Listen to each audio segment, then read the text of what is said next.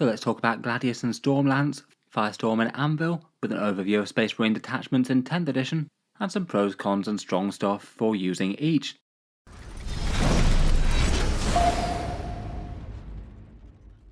Hello and welcome back to Auspex Tactics, where today we're talking Space Marines once more, and in this video I thought we'd go through the Space Marine detachments and roughly where they stand in Warhammer 40k right now. In 10th edition, the main ways to get rules to field Space Marines are both from chapter choice and detachment choice. Games Workshop's core rules in 10th edition are that most of your rules come from detachments, giving you a core rule, some stratagems and enhancements to give yourself the character of fielding one type of army, and in general that isn't really locked to any one paint scheme anymore. So things like an Ultramarines army could run a detachment of any of the core codex types. Most of the detachments don't really tend to lock out units. There are a few specific ones for Space Marines, like the Divergent Index chapters, not allowing you to use units from a different chapter, and some Divergent chapters ban a few generic datasheets outright, like Black Templar Librarians, as they don't use them, but for the most part you can field any army in any formation as you'd like to. Obviously it just makes a lot more sense to field certain units and certain detachments though, as they synergise better with the supporting rules, whether it's things like assault things and mounted units in Stormlance, or close range firepower in Firestorm. It can be quite good fun chopping and changing between detachments to shake it up a little bit. I feel like Space Marines can do that a bit better than some out there, even if lots of players' collections might be a bit more suited to one particular army fighting style or another.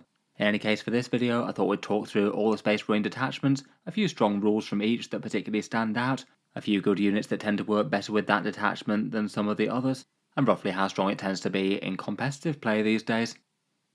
Firstly, here's the detachment list that Space Marines have to choose from right now. There's the 7 core codex detachments. Any chapter can use all of them, but the first 6 are all themed to one given chapter, just in terms of styling and wording and lore type things. We've got the Gladius Task Force, the Stormlance, the Ironstorm and Vanguard Spearheads, the Firestorm Assault Force and the Anvil Siege Force, and the veteran-focused First Company Task Force. Then there's all of the Divergent chapter detachments, one each for each of the major chapters with their own small model range, plus the Dark Angels have 3 of them now given that they have their codex, so that means that basically the Dark Angels get more choice than any other one chapter.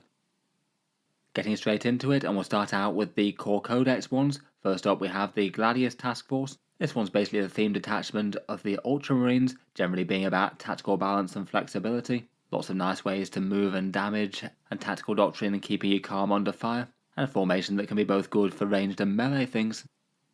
The core rule of the Gladius are the combat doctrines, basically 3 turns of flexible movement and damage buffs, either being able to advance and shoot, advance and charge, or fall back, shoot and charge. All are basically ways to get your units to different places of the board and still deal damage when they wouldn't otherwise be able to.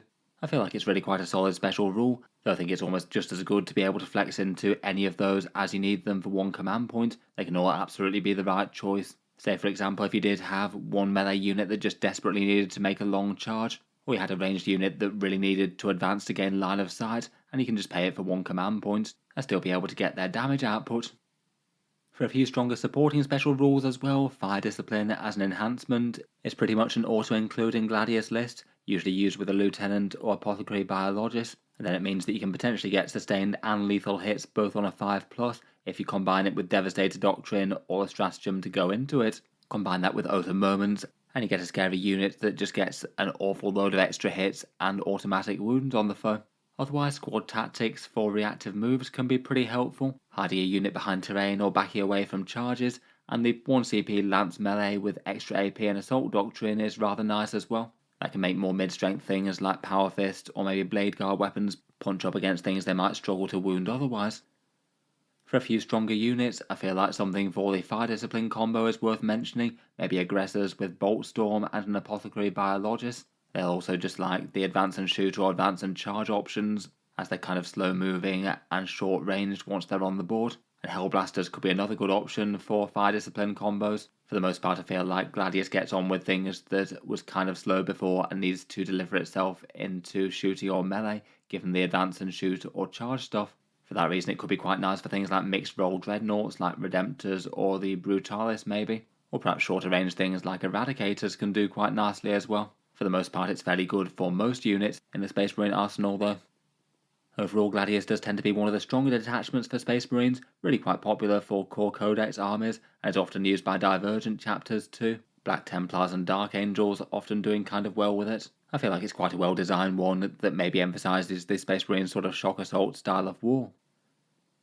Next up, we've got the vaguely White Scars themed Stormlance Task Force. This one's all about ferocious assault with hitting the enemy hard in close combat, and also mounted units where a lot of the synergies are only usable on them. In theory, that should make it good for things like Space Marine Outrider bikes, though it tends to be more commonly played for Space Wolves and their Thunder Wolves.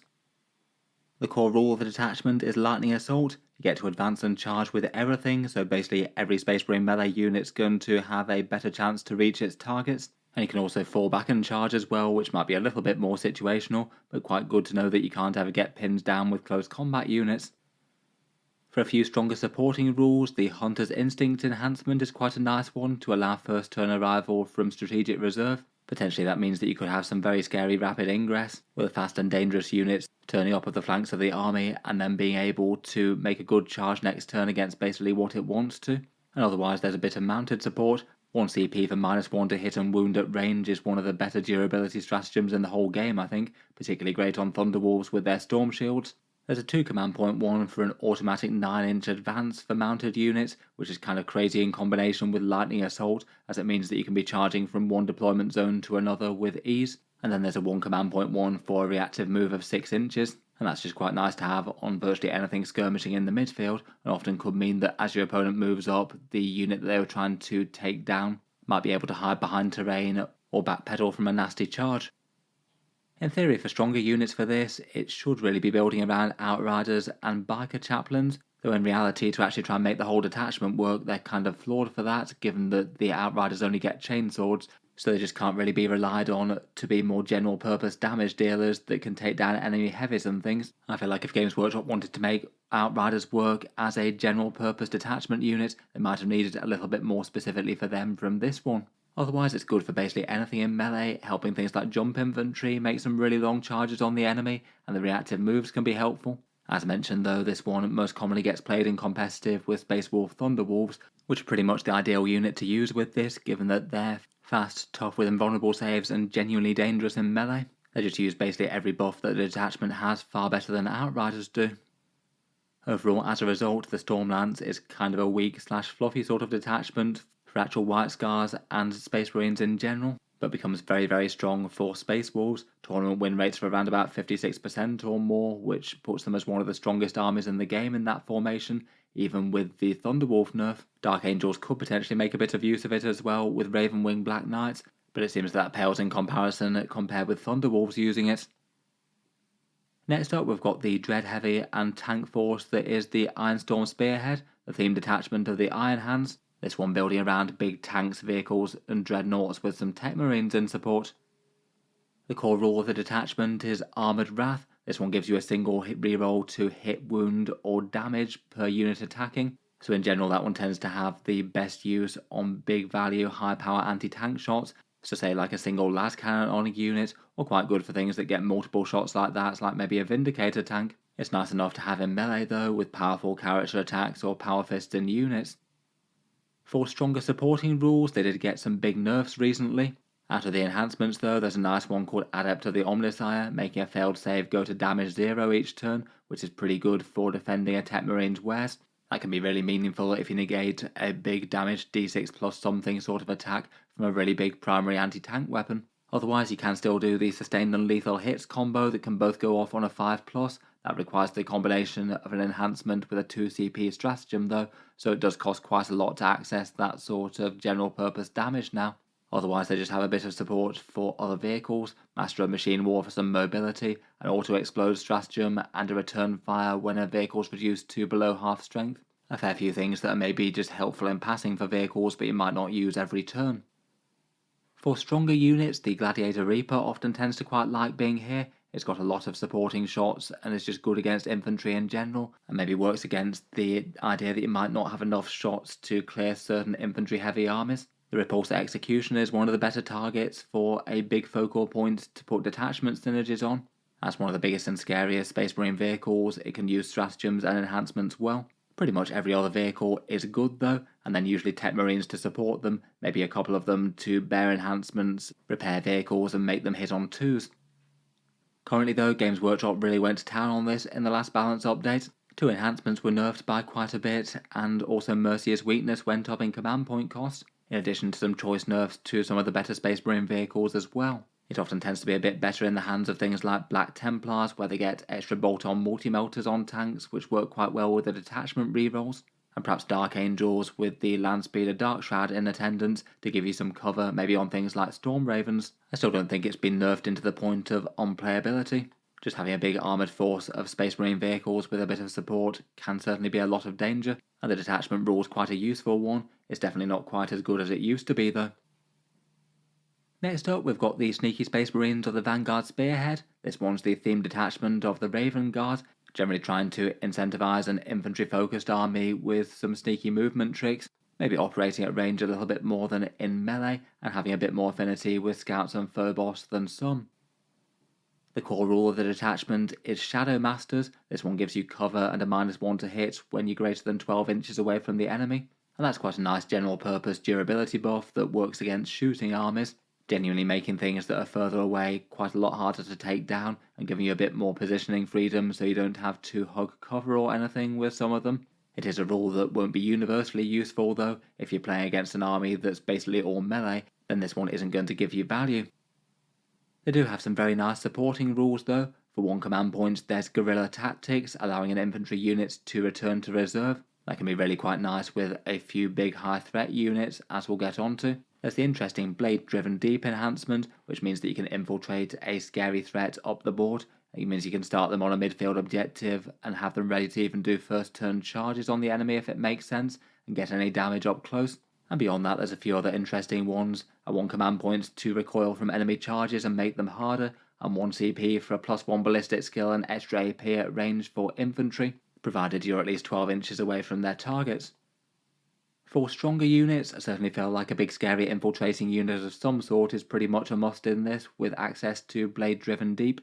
In the past quite a lot of people have tended to use it with aggressors with Marnius Calgar on tow. You can put the enhancement in a unit with an Apothecary Biologist. Otherwise you could maybe use some big scary units of things like Assault Terminators, or perhaps something chapter specific maybe. Ideally it wants to be something that's both dangerous but also kind of durable, as it's likely to get more focus from the enemy army than most things. Otherwise, Inceptors and Centurions often tend to be popular for that return to reserve stratagem access. It can be quite nice to have them being able to warp around the board, and if the enemy doesn't engage them in combat, then they can potentially move elsewhere. Centurions in particular can combo with Uriel Ventris to give them deep strike, and that means they could literally be teleporting where they want, rather than have to go into reserves and then turn up on the board edges. Phobos and Scouts also get some slightly better efficiency on some of the stratagem options as well, so might be a bit more useful compared with some. I feel like compared with some detachments though, there isn't quite as much that directly helps them. Currently, power-wise, it's quite a strong detachment for core Space Marines, one of the most played alongside Gladius for standard Codex version Space Marines. In tournament play it tends to be perhaps most commonly run with Ultramarines for Marnius Calgar and Uriel Ventris, giving you those spooky warping Centurions, and also a massively scary threat in the mid-board with Calgar and perhaps aggressors. Moving on, next up we have the Firestorm Assault Force. This one largely meant to be the Salamanders themed detachment, supporting fearsome close range destruction, heavy damage dealing often delivered by transports. The core rule for the detachment is called Close Range Eradication. This one gives all your ranged weapons the Assault keyword and +1 strength within 12 inches. The Assault keyword's basically good on any guns that you have in the army, as it just means that your entire shooting force can move around a bit quicker, provided they don't want to charge. Very nice for getting to objectives or getting range or line of sight on things, and it's particularly helpful for getting close range things into the enemy. And Flamers and Melters, when they get there, will get +1 strength, so things like Strength 6 Infernus Marines, Strength 5 Flamers, or Strength 10 Melter, which is really quite a nice breakpoint.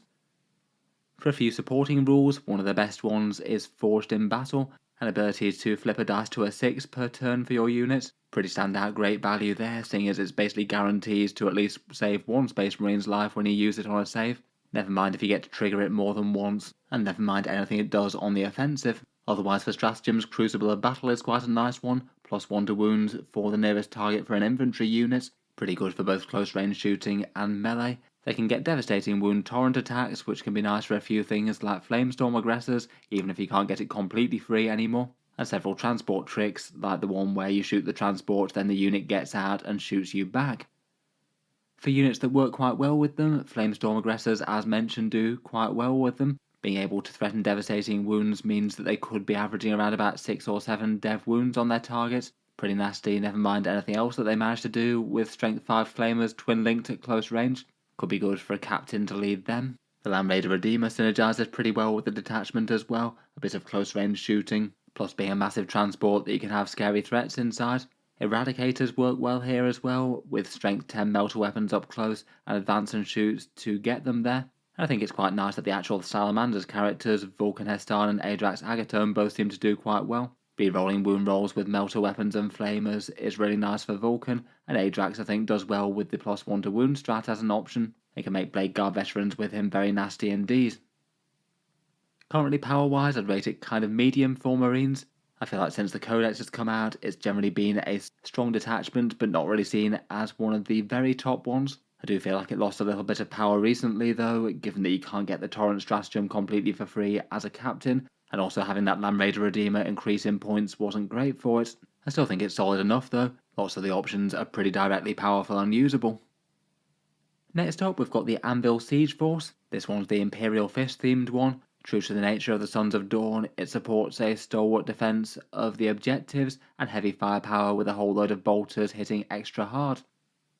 The core rule for the detachment is Shield of the Imperium. Ranged weapons all gain the heavy keyword, so if they're static then you hit on a +1, and weapons that already had the heavy keyword get +1 to wound when they're static instead, so that could be pretty nasty if you're stationary for a +1 to hit and wound with those guns. It is a good damage boost, but being reliant on not moving is really quite a massive weakness. In busy tournament boards you can rarely afford to have too many units just sat completely stationary, so it's a little bit harder to use or easier to counter than some. For supporting rules there's a few useful stratagems, a 1 command point to back off from melee and be ready to counter attack in your turn, potentially counting as remaining stationary as you fell back in the enemy's assault phase. There's 1 command point to get sustained hits on a 5+ if you're static, which could combo well with lethal hits as well. If you manage to get a scary shooting unit with a lieutenant to survive out in the open, then that could deal a whole load of damage. And if you've got a fair amount of CP spare, then for 2 CP you can reroll wound rolls against monsters and vehicles, so quite nice at punching up there. And doubly so if you already have a +1 to wound on the go. That is quite a pricey one though.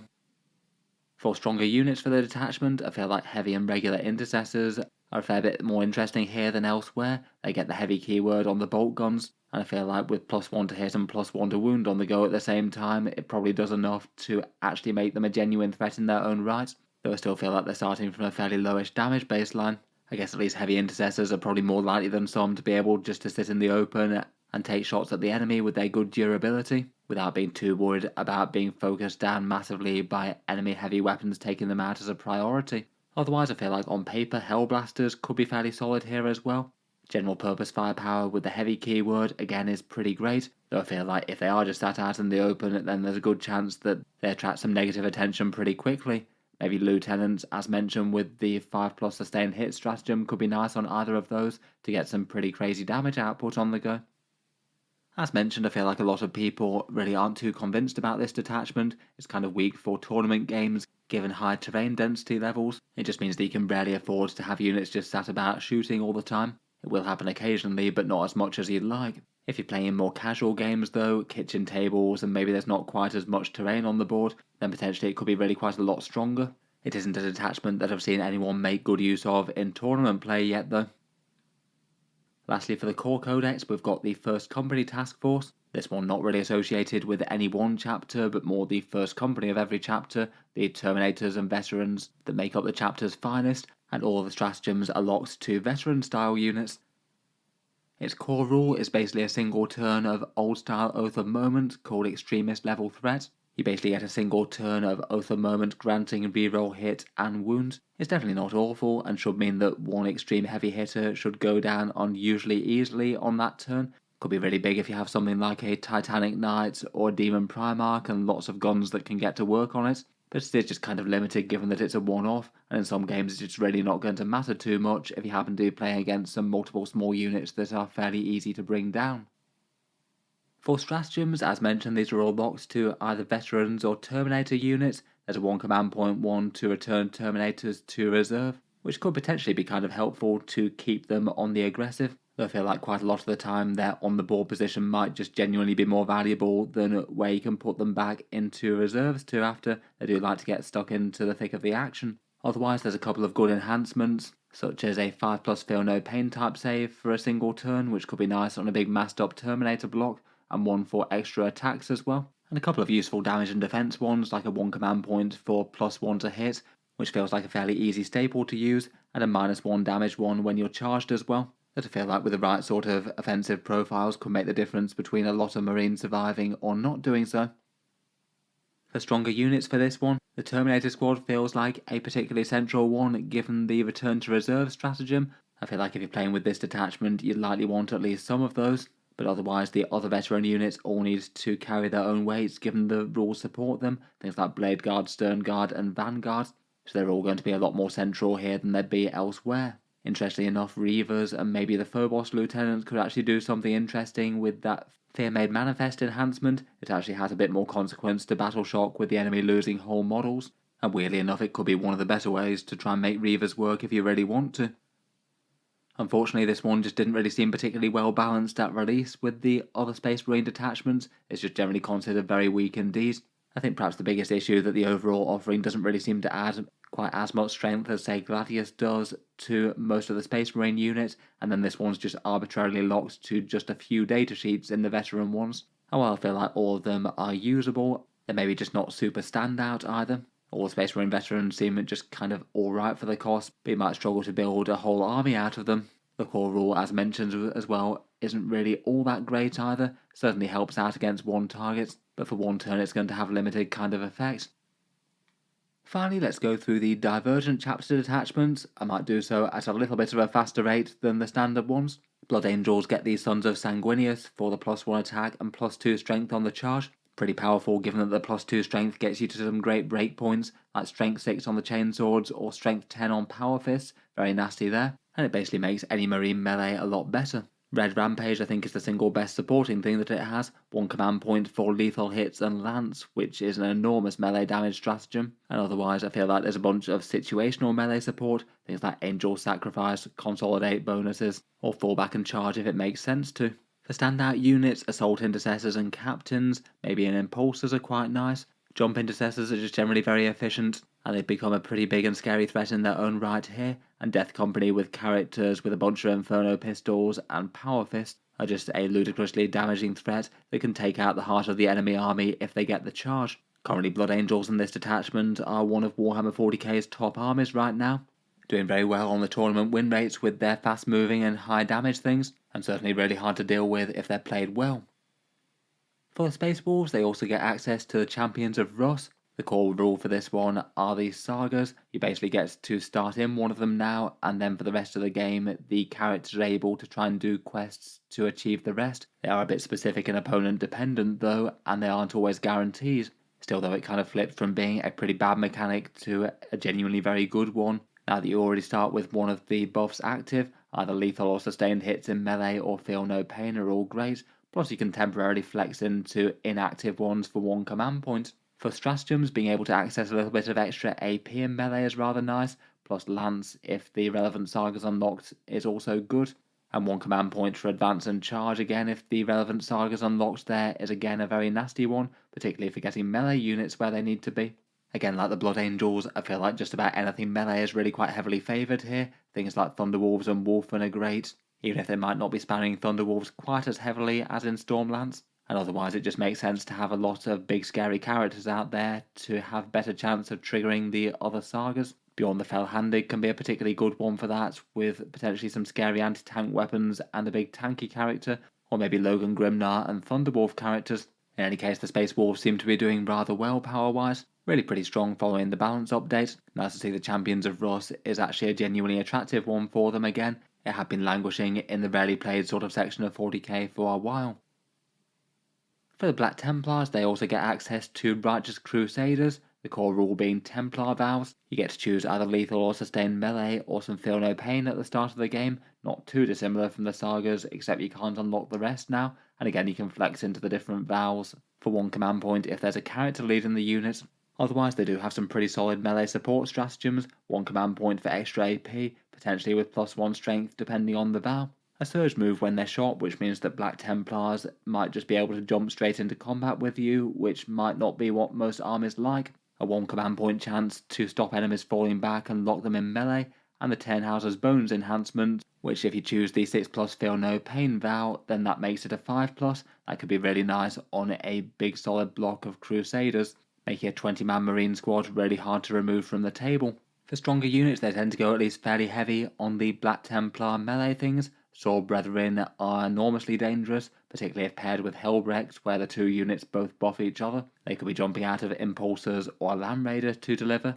The 10 Houses Bones could often even go with them, or maybe in a Crusader squad via a Lieutenant or Castellan. And otherwise the Emperor's Champion, both flavours of Crusader squads and anything else that's Marine melee, is going to do rather well. Power-wise, the Detachment's absolutely shown that it can be really strong for Warhammer 40k, though interestingly enough I feel like, given the points updates, Black Templars themselves have taken a whole bunch of nerfs since it came out. It's kind of impossible to consider the one without the other really, given that if you're playing this then you are playing Black Templars, so you are likely going to be using their units and not just generic Space Marine ones. I likely rated overall as kind of medium right now. Black Templars certainly seem to be doing quite a lot worse after the Balanced Data Slate update. They had been hit by quite a few nerfs in the past.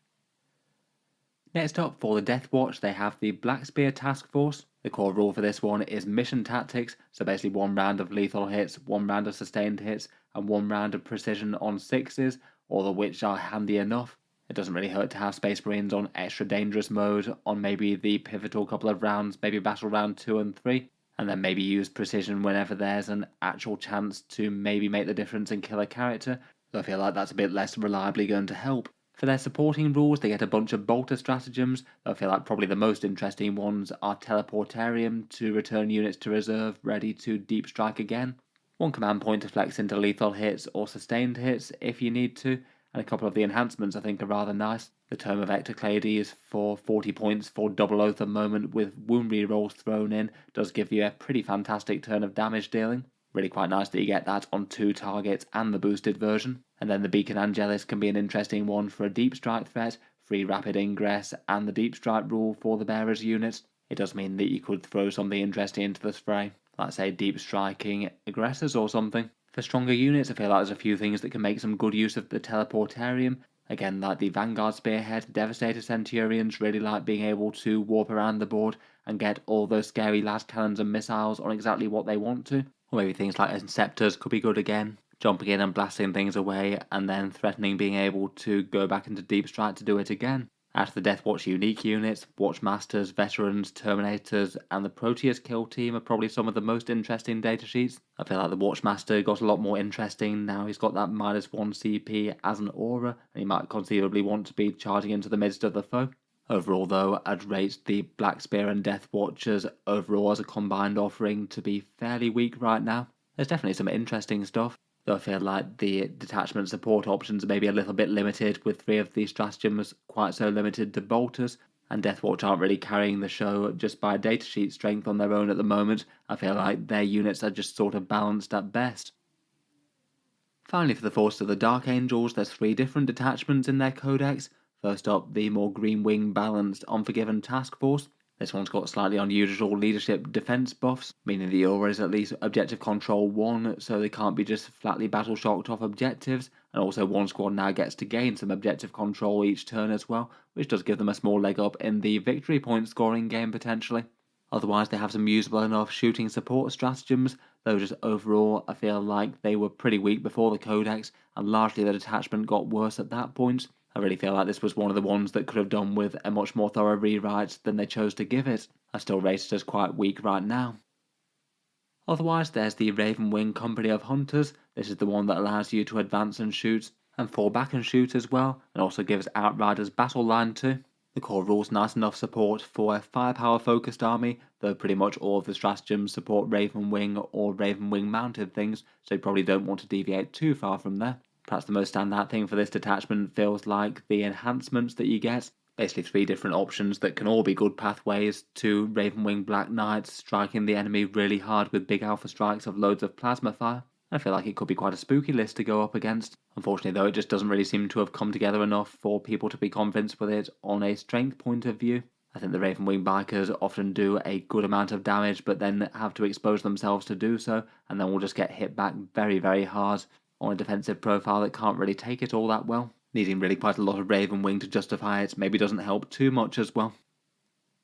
Finally, for the Dark Angels, aside from the core Codex ones, we've got the Inner Circle Task Force. This one's the Deathwing focused detachment, including all the veterans and their character datasheets. And this one gives you +1 to wound, usually for all objectives that you don't hold at the start of the turn. So pretty nice for Dark Angels units marching up to the enemy's point, destroying what's there, and then taking the points for themselves. Kind of fun that you can get that buff on several other Space Marine units as well by putting Dark Angels characters in them. Could be a good reason to have things like Azrael leading Hellblasters about. Otherwise in the detachment they've got a 3-inch deep strike and a first turn deep strike enhancement for use on their Terminators, and a few other things that can help out taking down heavy hitters.